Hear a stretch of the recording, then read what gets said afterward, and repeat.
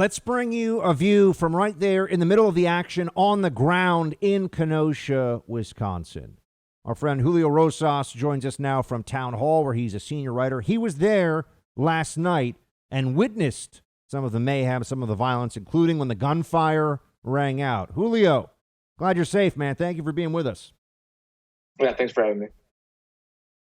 Tell us, what did you see? I mean, walk us through. Give us your version of the timeline here, starting with what the courthouse riots, and then it moved on, and then take us to the shooting. I know you were present and right there. Tell us what happened. So a crowd started to gather outside the Kenosha County Courthouse around 8:30. It didn't take very long for it to become violent. They were shaking the fence. They were trying to tear it down. That resulted in police and National Guard having to come out to push them away from the fence, and armored trucks were used from the county sheriff's office, and they eventually declared it an unlawful assembly. They used tear gas, pepper balls, rubber bullets, because the crowd was throwing all sorts of projectiles, rocks, bottles, fireworks, and so they finally pushed everyone out of the park. But a lot of people still stayed out in the street, and so they kept just kind of inching their way back. And where are you during all this? Right there, right there in the park. Yeah, and right there on the street, and so as the rioters were being pushed back, that's when they ran into these armed civilians that have been coming out in recent days to help protect businesses and private property from being burned down or from being looted. And there were some confrontations that were just verbal, but then that probably 6 blocks down from the county courthouse is where the first shooting took place. And I wasn't present for that one. But when I was running up to the gunshots, that's when I saw the young man in question being chased by the crowd. They were saying that he shot somebody and he tripped and fell. And that's when 2 people jumped on top of him. He got hit in the head with a skateboard. There was a brief fight over control of his rifle. One of the guys that attacked him had a handgun, and he popped off a lot of rounds to get people away from him. He caught one guy in the right arm, and then he was able to eventually get up and walk away. And that's when police, who had been hanging back this entire time, pulled up into the area to help secure it, because there's also other people who were injured.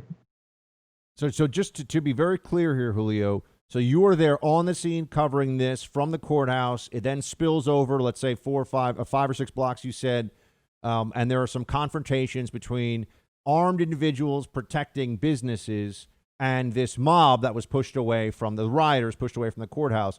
There was a shooting that you did not witness, but I'm assuming you heard, and then it is believed that that somebody that they thought was a shooter in that incident, you saw him. He runs away from the scene of that first shooting, and people accost him, including somebody with a handgun.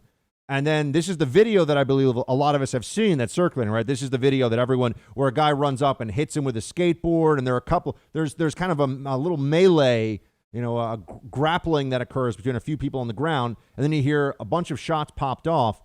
Were those shots what led to the two fatalities? And you saw this in real time. What were you thinking? Well, I was thinking I had to record what was happening as best as I could, but I also had to get to safety, because in the video that I took, you could also hear gunfire erupting from behind me. I don't know where exactly it was, but so it was kind of between a rock and a hard place for a second, because I didn't want to go back any further, because again, I didn't know where the gunshots were coming from. So the 2 people who were killed, was that from that incident that you saw on the ground? No, so from my understanding, the gentleman people that were got hit shot, in that one. In the head. He got shot in the head, but that was at the car dealership, which was down the road, and that was the scene of the first shooting. The second person that got shot and killed, I believe, was also was at the scene that I witnessed from down the road from the car dealership, and then that third person was hit in the arm. So the third person hit in the arm, he survived. Somebody else, the person shot in the head, and there's video of that I've seen as well, where I believe it's a reporter from the Daily Caller takes off his shirt and tries Yeah, to Richie, handle the yeah, bleeding. great guy. But not that person died, even though I believe they got him to the hospital pretty quickly. 2 other shootings there on the ground. What were the exchanges that you saw between the rioters and these armed individuals guarding businesses? Who was the aggressor from what you saw, or how did those unfold? Because I think this is going to be what everyone's asking in the days ahead. Why would these look at that, rioters? Why would these rioters believe that they should confront people armed with semi-automatic rifles? It seems beyond belief. Right, and so the thing you have to keep in mind, there's been this kind of narrative that's kind of emerging saying that there were white supremacists. I personally have not seen any evidence of that, because the people that I've talked to, or the people that are involved in this group that I've talked to, they say that they support the protests. They understand why people are so upset. What happened with Jacob Blake from the information that we know right now about that case, and so the reason why they're there is because they draw the line at destroying businesses and people's livelihoods that had nothing to do with what happened to Jacob Blake. And the whole reason why they felt they had to be out there in the first place was because the police and National Guard, up until that point, were mostly focused on securing the courthouse, where the rest of the town kind of be damned. And so that's kind of what we're seeing. And so in terms of why they were being accosted by the crowd, is just because they're just viewing them as white people with guns, and they just don't think that that's a good thing, and they were trying to say, hey, we're on your side, but they just weren't really having it. We're speaking to Julio Rosas. He's a senior writer at townhall.com. He was there last night at the Kenosha riot and even saw one of the exchanges of gunfire that occurred. Julio, we're glad you're safe, man. I mean, that's above and beyond when gunfire like that's ringing out and to be nearby. You obviously got to be very concerned about your own safety, but here you are. That's the good news. Let me ask you, what in that first incident where the man was shot in the head and killed, have you heard from other reporters on the scene, or do you know from people you talked to what is alleged to have happened there?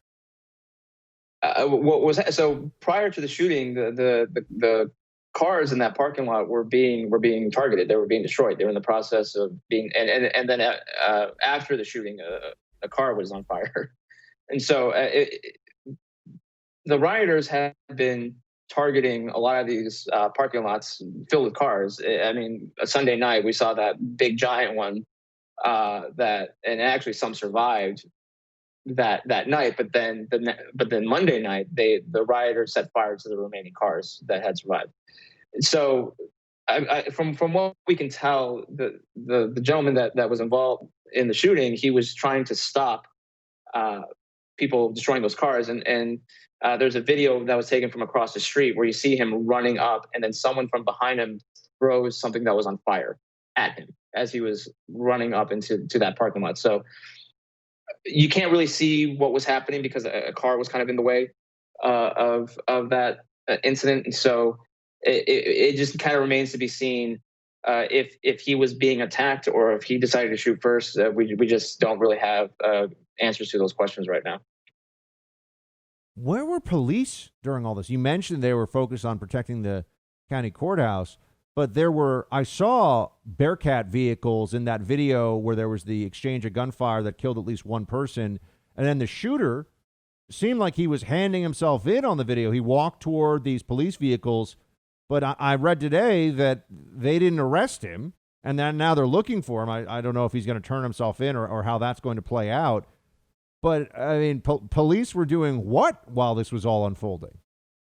They were just standing behind. I mean, they like I said, they were slowly trying to push people further and further away from the courthouse, and it was kind of weird. So before the shooting, about 2 minutes before the shooting, there was just kind of a standstill. It was just kind of a lull and everything. And I was kind of looking around and being like, all right, well, what's next? What's going to happen? And then that's when the shooting started to take place. So there was about 3 to 4 minutes where there was gunfire are being erupting in multiple places before police in their Bearcat vehicles pulled up, and then I came in through another street, and there were more officers coming. But so there was about 3 or 4 minutes where it was just absolute chaos. And you did see, Julio, that there were rioters who were armed. Or you mentioned someone had a handgun who went after one of the, I don't know what we call them. You know, people are referring to it as a militia or civilian. something, but Yeah, armed civilian, yeah. But you know, I mean, I guess they're kind of all armed civilians in a sense. But one of the rioters was armed. Yes, and actually, a photographer who I know, he took a photo of the man who got shot in the arm. He's actually still holding the handgun in his hand, in the arm that he had a huge chunk blown out. And so it was a very, very hairy situation.